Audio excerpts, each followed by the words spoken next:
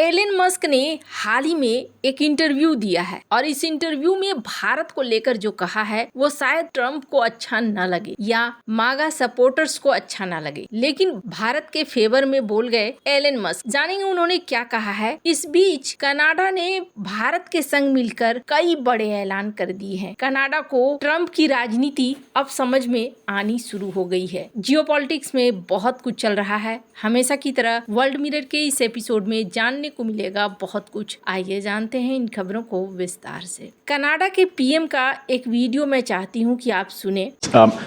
This is an important day for Canada's workers. Look, we know the world's changing.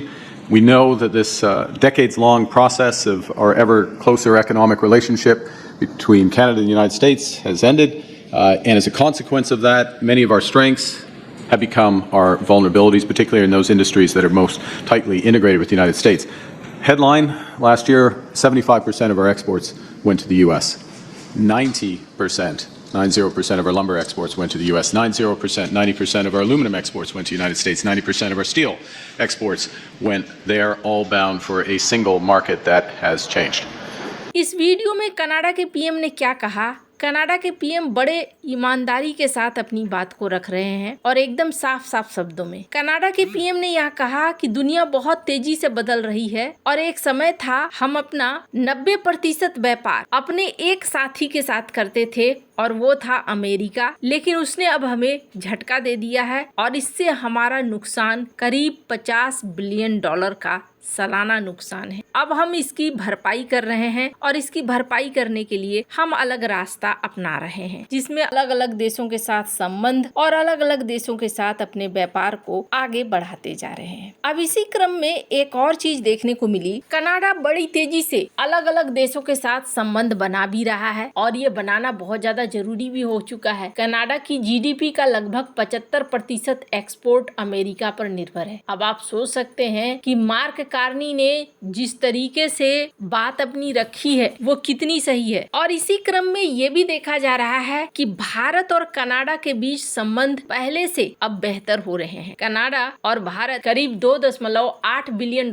का एक बड़ा सौदा भी किया है और कहा जा रहा है इसमें कनाडाई कंपनी कैमको भारत को 10 साल तक यूरेनियम की आपूर्ति करेगी। ये सौदा भारत के लिए भी बहुत ज्यादा महत्वपूर्ण है। साल 2020 में संबंध रुके हुए थे, लेकिन अब एक तरीके से फिर से कूटनीतिक रूप से शुरू हो रही है भारत कनाडा के रिलेशन। दोनों ही देश अब अपने व्यापार को भी बहुत रफ्तार में बढ़ाना चाहते हैं। कनाडा ने जो बातें रखी सामने, उससे एक चीज साफ हो रही है कि इन्हें भी एक बड़ा बाजार चाहिए और इस बड़े बाजार के तलाश में भारत के साथ संबंधों को बहुत ज्यादा महत्व देंगे। इसी क्रम में एक और चीज देखने को मिली। कार्नी प्लान कर रहे हैं अमेरिका के H1B के ही तरह कनाडा के लिए भी एक इमिग्रेशन की सुविधा। अब ऐसे में कहा जा रहा है कि ये करीब $1.2 अरब का निवेश करेंगे। कार्नी ने H1B वीजा धारकों के लिए एक स्वागत नोट जारी किया है, जिसमें कहा है कि अब हमें भी आगे बढ़ना है और आगे बढ़ने के लिए हमें चाहिए उन लोगों की बौद्धिक क्षमता जो पहले से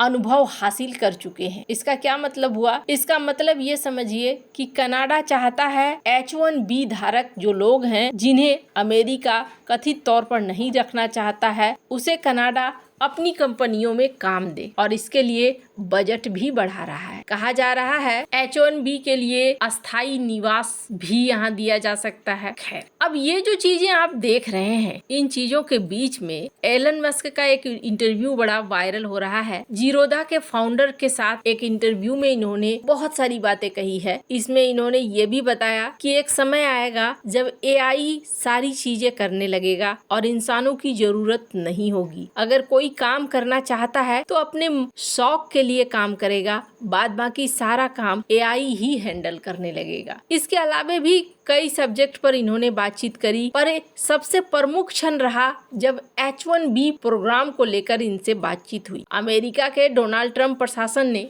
H1B वर्कर वीजा प्रोग्राम पर सख्ती का रुख दिखाया। इसमें वीजा की फीस कई गुना बढ़ाना समेत कई कदम थे। इन फैसलों ने भारतीयों को प्रभावित भी किया, लेकिन एक तरफ ट्रंप प्रशासन का रुख भारतीयों को लेकर सख्त है, तो वहीं अरबपति एलन मस्क ने भारत के लोगों की जमकर तारीफ की है। मस्क ने ट्रंप प्रशासन के उलट भारतीयों की अमेरिका के विकास में सहयोग के लिए जमकर तारीफ करते हुए कहा कि ये वीजा प्रोग्राम जारी रखना चाहिए, इसे बंद नहीं करना चाहिए। टेस्ला सीईओ एलन मस्क ने कहा कि भारतीय प्रवासियों से अमेरिकी अर्थव्यवस्था को बहुत फायदा हुआ है। अमेरिका को भारत के कामगारों की आज पहले से कहीं ज्यादा जरूरत है। मस्क ने माना कि आउटसोर्सिंग कंपनियां वीजा प्रणाली का दुरुपयोग करती हैं। इस पर उन्होंने कहा कि इस कमी को दूर किया जाना चाहिए, न कि वीजा को ही रोक दिया जाना चाहिए। एलन मस्क ने आगे कहा कि मैं इस विचार का कतई समर्थन नहीं कर सकता कि हमें H1B कार्यक्रम पूरी तरीके से बंद कर देना चाहिए। कुछ समूहों के द्वारा ये लगातार मांग किया जा रहा है। इन बातों में जरूर सच्चाई है कि इस वीजा कार्यक्रम में कुछ गड़बड़ी है, लेकिन इसके लिए हमें पूरा प्रोग्राम बंद करने के बजाय सिस्टम के दुरुपयोग को रोकना चाहिए। अगर ये H1B रोक देंगे ना, तो ये अमेरिका के लिए ही सबसे बड़ी समस्या है और इस चीज को डोनाल्ड ट्रंप समझ चुके हैं। इसलिए कई मौकों पर उन्होंने ये कहा है कि हम लोगों को बुलाएंगे। हालांकि अभी तक एकदम ठोस अंदाज में ये सामने नहीं आए हैं। इसके पीछे कारण ये है कि अभी तक भारत और अमेरिका का व्यापार वार्ता कंप्लीट नहीं हुआ है, फाइनल नहीं हुआ है। पर H1B को जिस दिन इन्होंने रोक दिया, उस दिन समझ लीजिए कि अमेरिका के पतन की शुरुआत हो जाएगी। और ये मैं नहीं कह रही हूँ।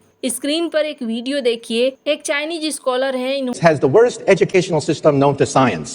Our graduates compete regularly at the level of third world countries. So how come the scientific establishment of the United States doesn't collapse? If we're producing a generation of dummies, if the stupid index of America keeps rising every year, just watch network television and reality shows, right?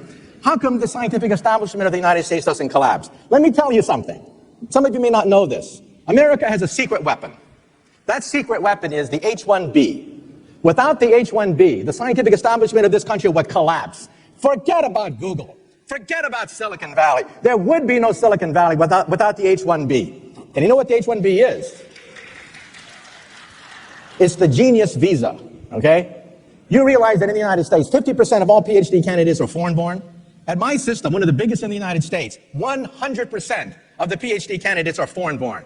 The United States is a magnet sucking up all the brains of the world, but now the brains are going back. उन्होंने बहुत बड़ी बात कही थी, जिसमें उन्होंने इस बात को कहा था कि H1B एक सीक्रेट वेपन की तरह है जिसे अमेरिका इस्तेमाल करता है, क्योंकि अमेरिका के खुद के एजुकेशन सिस्टम की बात करें तो ये एजुकेशन सिस्टम कभी भी टैलेंट लेकर अमेरिका में नहीं आ सकता है। अमेरिका की इकोनॉमी अगर तेजी से बढ़ रही है, इसके पीछे का कारण H1B है। अमेरिका की सिलिकॉन वैली, इसके भी H1B है, और जिस दिन H1B इन्होंने बंद कर दिया, उस दिन ये पूरा सिस्टम कोलैप्स हो जाएगा। वैसे आपको बता दूं, सिर्फ कनाडा ही नहीं, अब चाइना भी यही कोशिश कर रहा है कि भारत के ज्यादा से ज्यादा H1B धारकों को अपनी तरफ आकर्षित करे, और इसके लिए चाइना के वीजा लागू कर रहा है। वैसे आपको क्या लगता है, इन सब मामले में आपकी क्या राय है? कमेंट कर जरूर बताएं। जल्द मिलते हैं अगले वीडियो में नई खबर के साथ।